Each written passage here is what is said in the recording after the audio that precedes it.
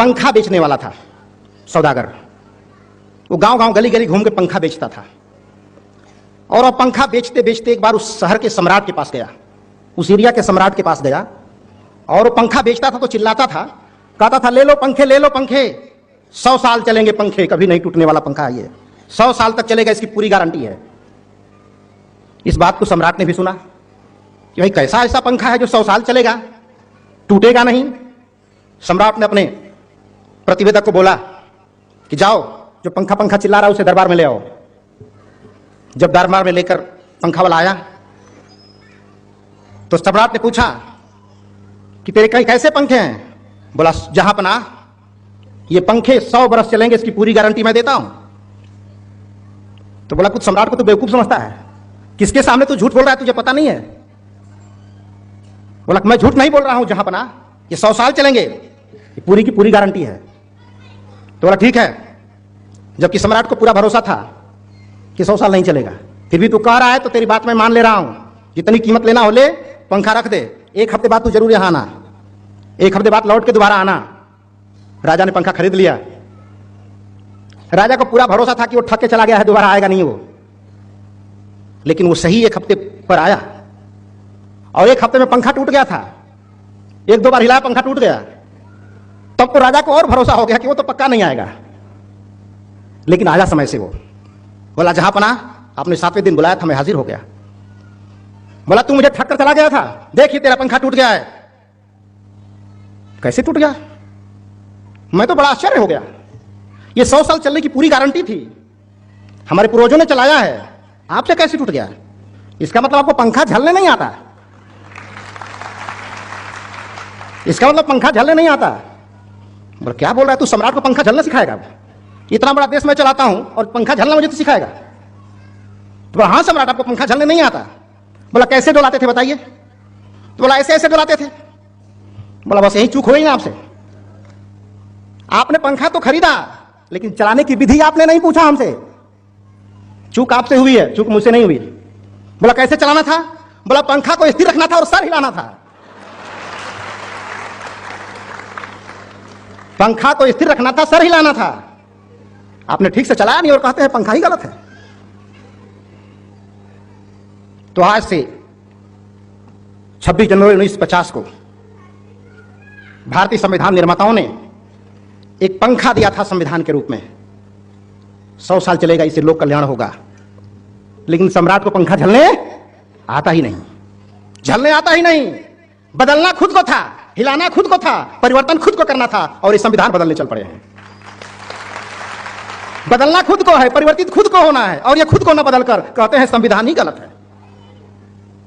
संविधान की समीक्षा होनी चाहिए। ये संविधान की समीक्षा करने वाले लोग क्या कभी खुद की समीक्षा किया? तो कहीं ना कहीं खुद की समीक्षा और खुद की परिवर्तन और सम्राट अशोक का आंदोलन यहीं से शुरू होता है। सम्राट अशोक का आंदोलन खुद से शुरू होता है। सम्राट अशोक के धम्म में और बुद्ध के धम्म में थोड़ा सा फर्क आपको लगेगा, क्योंकि बुद्ध का जो धम्म है वह व्यक्ति के विकारों को निकालता है और व्यक्ति से ही राष्ट्र का निर्माण होता है।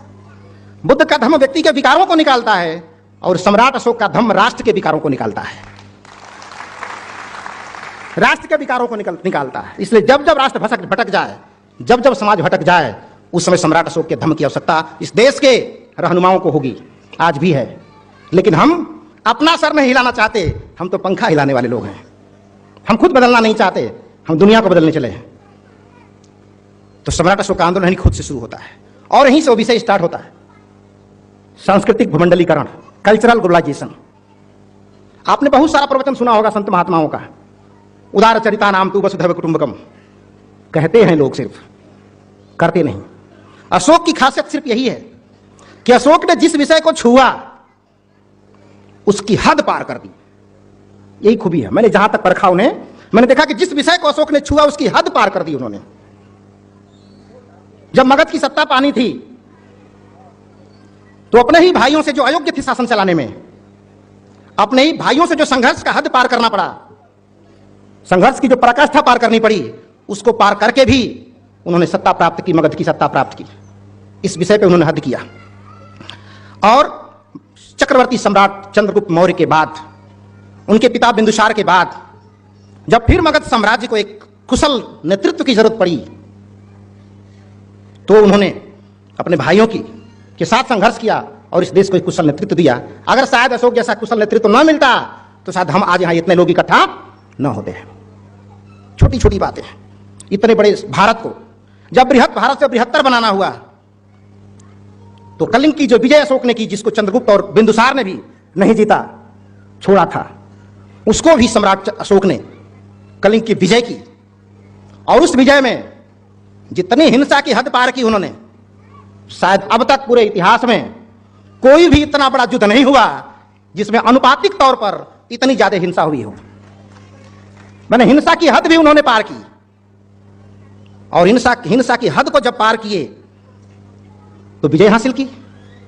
और विजय हासिल करने के बाद क्या घटी घटना, दुनिया के सारे सम्राट विजय करने के बाद जश्न मनाते हैं। संवेदना देखिए अशोक की, दुनिया की सारे सम्राट विजयों के बाद युद्धपरांत जश्न मनाते हैं, लेकिन सम्राट अशोक मातम मना रहे हैं। कैसी विजय है ये? जहां जश्न का नृत्य का तांडव होना चाहिए, वहां पर मृत्यु का मातम बन रहा है। क्यों हो रहा है? अशोक को इतने बड़ी विजय पर खुशी हासिल होनी चाहिए। इस विषय को छुआ था डॉक्टर साहब ने, मातम बनाया। वो मातम सिर्फ इसलिए बनाया कि सम्राट अशोक संवेदनशील थे। अगर असंवेदनशील होते तो शायद वो भी वैसे ही राजा होते जो उनके पूर्व राजाओं ने किया था, लेकिन संवेदनशील थे। उन्होंने उस मानवीय संवेदना को समझा। जब एक औरत कराती हुई सामने आई, एक बच्चा बिलबिलाते हुए जब सामने आया, एक बूढ़ा बेसहारा दिखा अपने बेटे का अभाव में, तो उन्होंने देखा कि एक व्यक्ति की जब हत्या होती है तो कितने लोग प्रभावित होते हैं उससे, कितने लोग प्रभावित होते हैं। उसके रिश्तेदार, उसके चाहने वाले, उसके धर्म के अनुयायी, उसके संप्रदाय के अनुयायी, उसके जिस विभाग में नौकरी करता होगा उस विभाग के लोग, यानी कितने लोग सिर्फ एक अहिंसा से प्रभावित होते हैं। इतनी गहराई से सोचा अशोक ने। तो इतनी गहराई से सोचने वाला राजा निश्चित रूप में जश्न नहीं, मातम मनाएगा। और मातम मना के संतुष्ट नहीं हो जाते, मातम ही मना के संतुष्ट नहीं हो जाते। इस मातम का प्रायश्चित क्या होगा, क्या करना होगा ताकि इस जनता के ऋण से मैं उऋण हो सकूं? इसके लिए क्या करना होगा? तो उन्होंने रणभेरी को बंद किया और धम्मभेरी का धम्म घोष करते हुए, धम्म विजय का ऐलान करते हुए लोक कल्याण की ठान ली। लोक कल्याण की जब ठानी, वहां भी हद कर दी। ऐसी हद की कि जनता का नैतिक और आध्यात्मिक इतना उत्थान किया, इतना विकास किया कि देवता और मनुष्य एक हो गए। देवता और मनुष्य एक हो गए, जो किसी से आपस में मिल नहीं सकते थे। बड़े लोग छोटे लोग से मिल नहीं सकते थे, छोटे लोग बड़े लोगों के साथ रह नहीं सकते थे। ऐसा सामाजिक वातावरण बनाया कि बड़े लोग और छोटे लोग समता समानता के विचारों के संवाहक हो गए। और धरती पर जो देवभूमि कही जाती है, वास्तव में सम्राट अशोक का शासन काल ही देवभूमि कहने लायक है।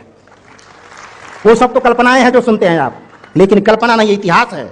इतिहास उसे ही कहते हैं जैसा निश्चित ही ऐसा हुआ है, उसे इतिहास कहा जाता है। ऐसा काम अशोक ने किया। धर्म और संस्कृति को जब छुआ, वहां भी हद की उन्होंने, वहां भी हद की। हद का मतलब जो कोई ना कर सका, वो संस्कृति। सम्राट अशोक के सारे कार्य का सबसे महत्वपूर्ण जो तो कार्य था संस्कृति का आंदोलन। और संस्कृति की परिभाषा क्या होती है? एकदम आसान भाषा में बता रहा हूं, लोक भाषा में। इस बात को प्रोफेसर साहब ने बड़ी अच्छी से बताया था।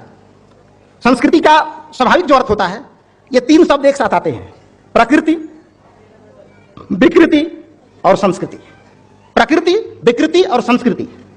प्रकृति उसे कहते हैं कि हमें भूख लगी है तो मुझे रोटी चाहिए, तो अपने भूख के लिए रोटी का इंतजाम किया मैंने और मैंने खा लिया।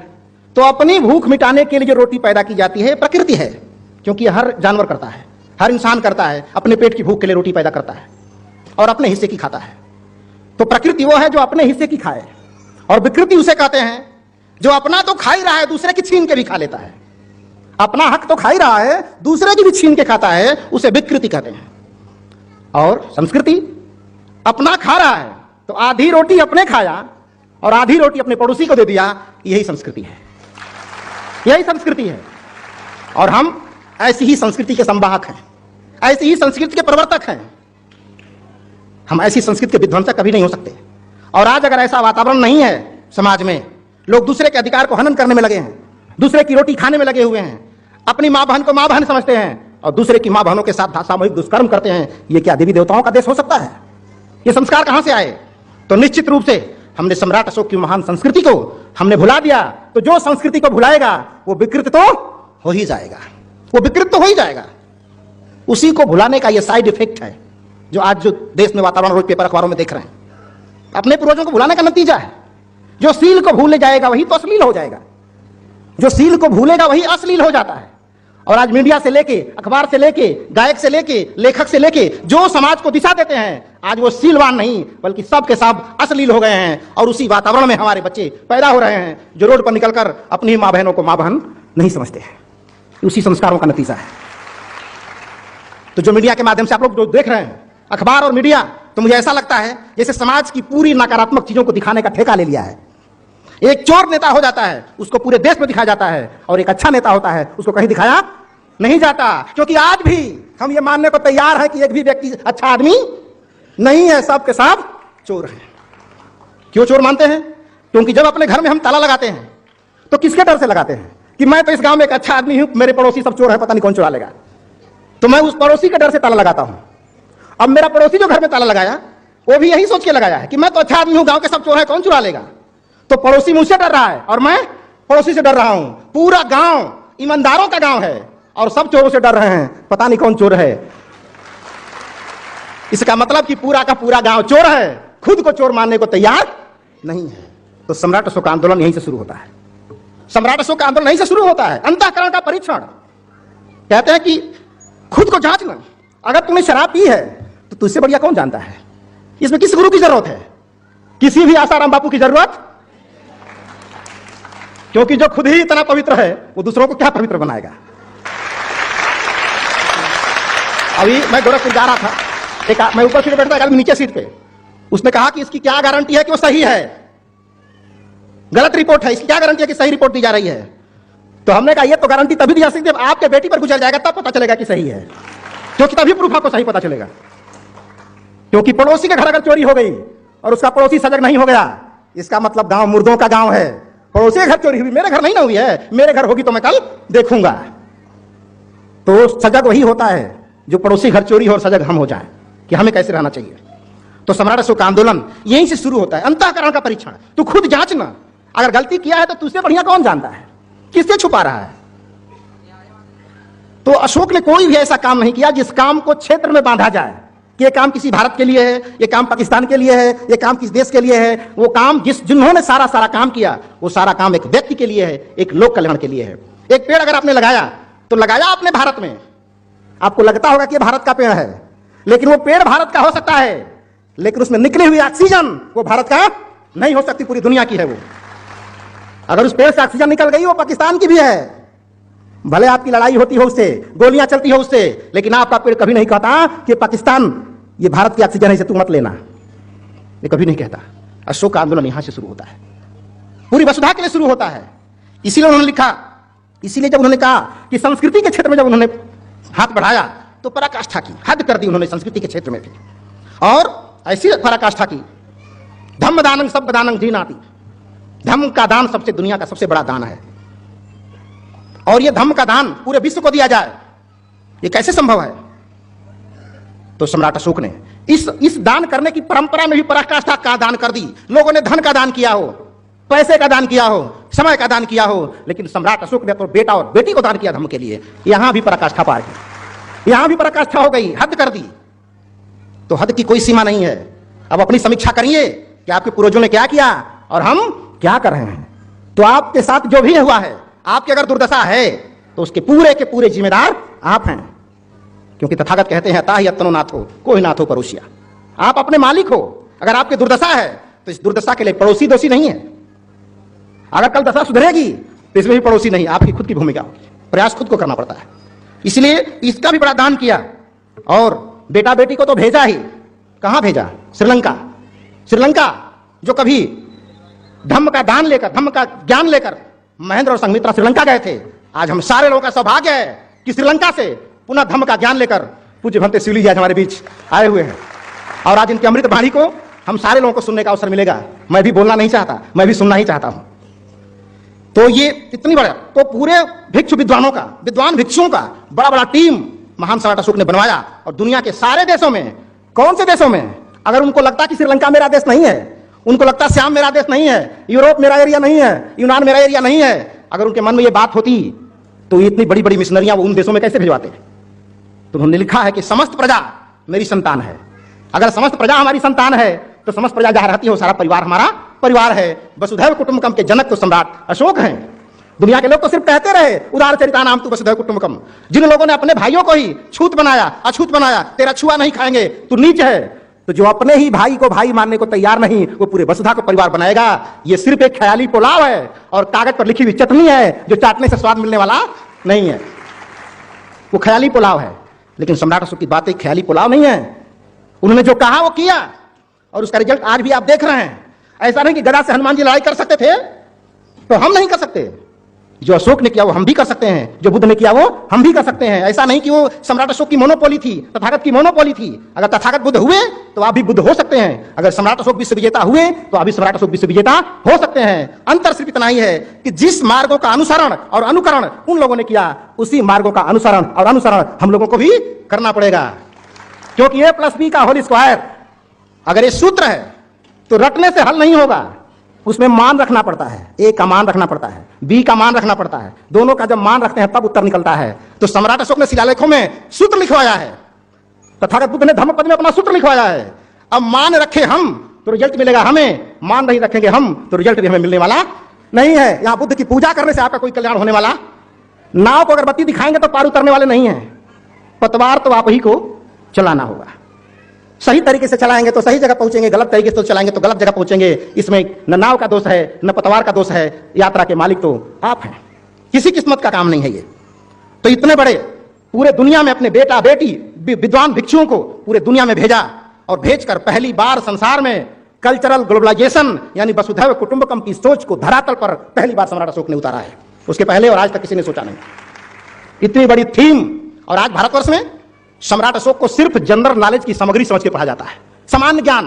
क्योंकि आईएएस की परीक्षा देना है तो प्राचीन इतिहास से पूछा जाएगा, इसलिए अशोक को हम जनरल नॉलेज के तौर पे पढ़ते हैं। इस देश की समस्या का समाधान के माध्यम से या उसके फार्मूले के रूप में नहीं पढ़ते। हम सोचते हैं जनरल नॉलेज की सामग्री है क्योंकि परीक्षा में पूछा जाएगा, इसलिए मुझे पढ़ना जरूरी है। हमारे जीवन को संवारने में अशोक की क्या भूमिका है, इस तरह से मूल्यांकन कभी अशोक का हुआ ही नहीं। इसलिए इतना बड़ा किया और आज और इतने बड़े बड़े काम जो अशोक ने किया, इसलिए नहीं किया कि यश कीर्ति फैल जाए, हमारी संसार में अशोक का नाम हो जाए।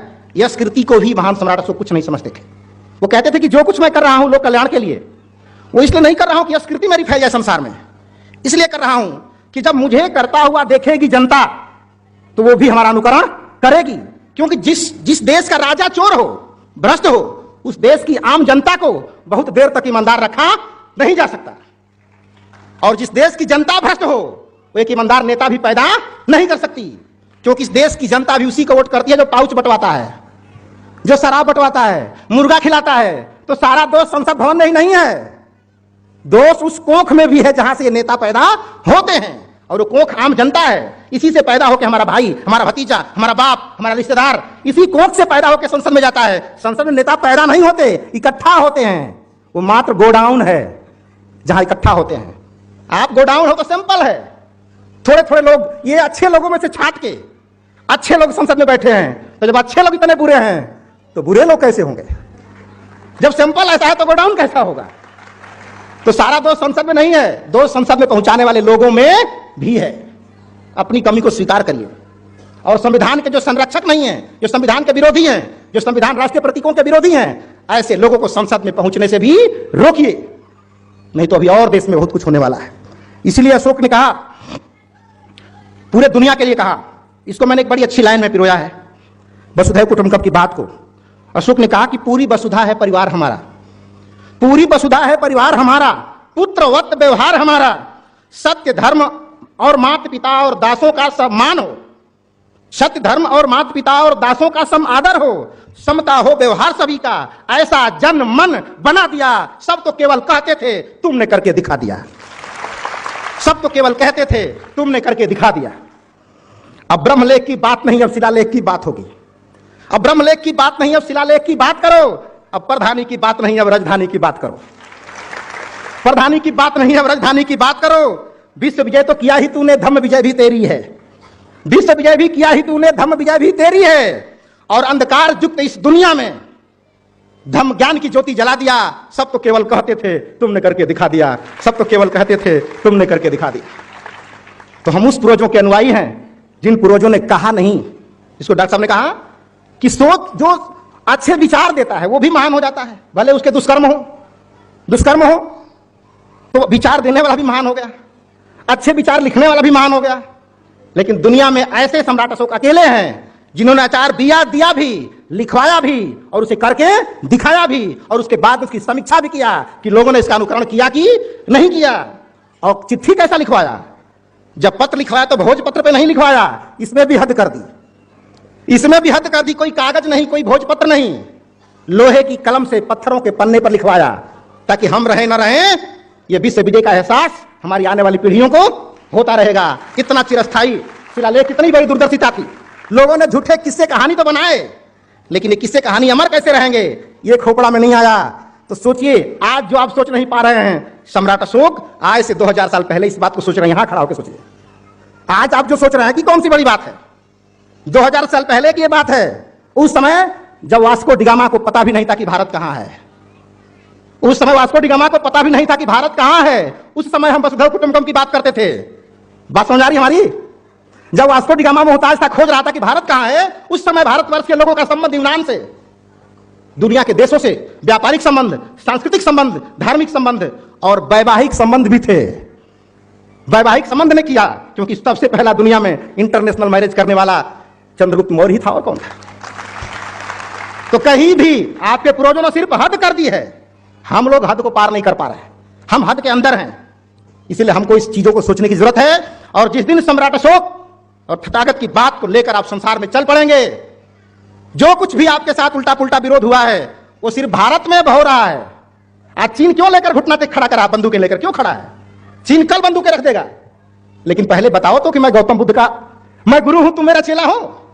तो चेलों को पता है कि भारत मेरा गुरु है, लेकिन गुरु को पता ही नहीं कि हम उसके गुरु हैं। तो गुरु का व्यवहार हमेशा गुरु की तरह होना चाहिए।